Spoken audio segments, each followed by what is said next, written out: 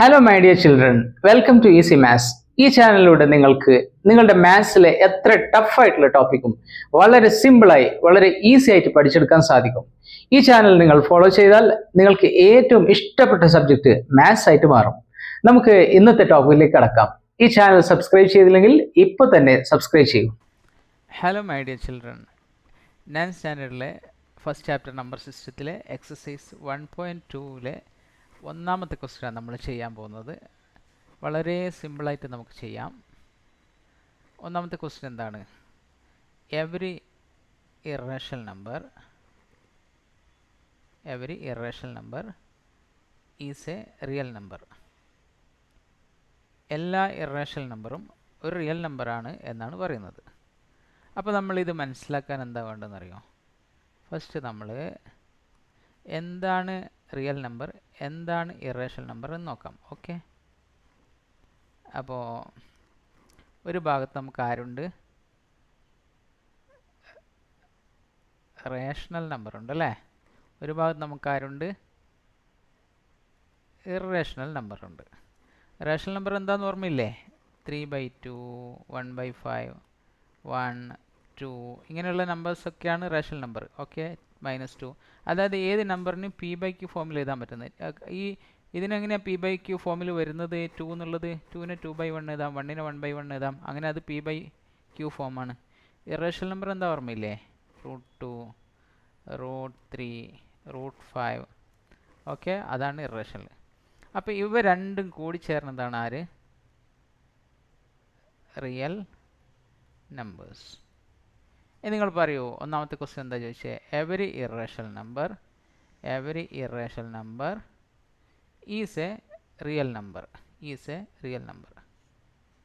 എല്ലാ ഇറേഷണൽ നമ്പറും real number അല്ലേ? അതെ, വളരെ സിമ്പിളായിട്ട് മനസ്സിലായില്ലേ? ഓക്കെ, നമുക്ക് അടുത്ത ക്വസ്റ്റ്യനിലേക്ക് കടക്കാം. അടുത്ത ക്വസ്റ്റ്യൻ എന്താണ്? Every point. അപ്പോൾ ഇവിടെ നമുക്ക് ആൻസർ എഴുതാം അല്ലേ? ഒന്നാമത്തെ ആൻസർ ട്രൂ ഓർ ഫാൾസ് അല്ലേ ചോദ്യം? അപ്പോൾ എന്താണ്? ട്രൂ. ഇനി രണ്ടാമത്തെ ആൻസർ എന്താ? രണ്ടാമത്തെ ക്വസ്റ്റ്യൻ നോക്കാം. Every point on the number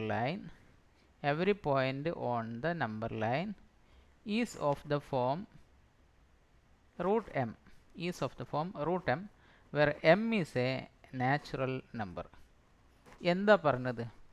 every point on the number line. അങ്ങനെ പറഞ്ഞാൽ തന്നെ നമുക്ക് ആരെ വരക്കാം? ഒരു നമ്പർ ലൈൻ അങ്ങ് വരക്കാം അല്ലേ? പെട്ടെന്ന് കാര്യം മനസ്സിലാവാൻ എന്താ വേണ്ട അറിയുക? ഒരു ഡ്രോയിങ്, ഒരു വിഷ്വൽ ഫോർമാറ്റിലേക്ക് മാറ്റുക. എന്നിട്ട് നമ്പർ ലൈൻ വരച്ചു കൊടുക്കുക. സെൻറ്ററിൽ 0 വരും, 1 വരും, 2, അടുത്ത ഏതാ? 3. ഇങ്ങനെ പോകും അല്ലേ?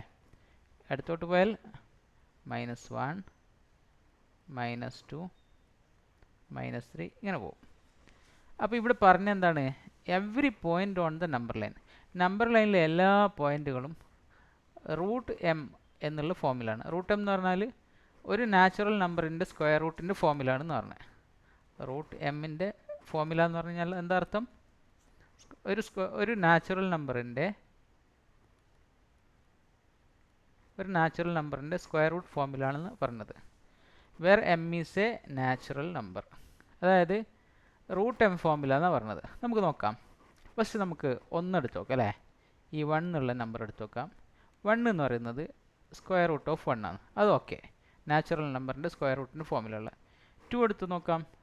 2 എന്ന് പറയുന്നത് സ്ക്വയർ റൂട്ട് ഓഫ് 4 ആണ് അല്ലേ? അപ്പോൾ ഈ 2 എന്താണ്? 2 square root of a natural നമ്പറാണ്. 0 എടുത്ത് നോക്കാം. 0 എന്ന് പറയുന്നത് സ്ക്വയർ റൂട്ട് ഓഫ് 0 ആണ് അല്ലേ? അപ്പോൾ ഇതും എന്താണ്? നാച്ചുറൽ നമ്പറിൻ്റെ സ്ക്വയർ റൂട്ടാണ്. പക്ഷേ -1 എടുത്ത് നോക്കിയേ നിങ്ങൾ. -1 എന്ന് പറഞ്ഞു കഴിഞ്ഞാൽ ഒരു നാച്ചുറൽ നമ്പറിൻ്റെ സ്ക്വയർ റൂട്ട് -1 അല്ല. ഓക്കെ, 9th സ്റ്റാൻഡേർഡിനെ സംബന്ധിച്ചിടത്തോളം. അതുപോലെ തന്നെ -2.